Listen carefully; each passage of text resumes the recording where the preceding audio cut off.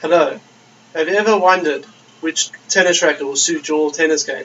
That is the problem many tennis players face today.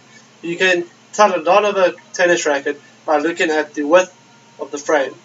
If you look at this Babolat racket, for instance, it's got a thick frame, which means that it has more power and will suit players who are looking to improve their game by hitting harder. If you look at this Wilson racket over here, the width of the frame is very thin, which will give players more control but has a lesser sweet spot, which means you won't get as much power as you would with the Babolat racket. The other way you can look at which racket is for you is by looking at the grip size.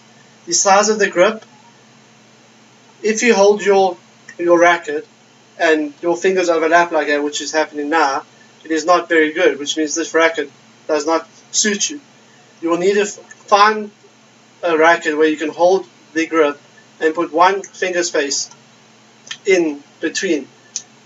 Otherwise, that racket does not suit your game.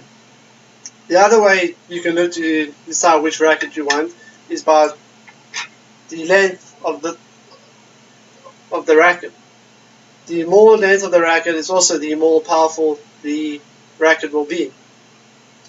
If, for instance, you look at this Babolat racket, it's got a 98 square inch frame, which means there's a bigger sweet spot, which means I can hit the ball anywhere around this racket and I'll still get the same power. And yet if you look at this Wilson racket, it has a 95 square inch, which means I hit the ball anywhere but the middle and the ball's going to go nowhere. So you can really tell a lot about a racket by just looking at it. To summarize my main points to look at which racket to buy, the first one you should do is look at the width of the racket, of the frame.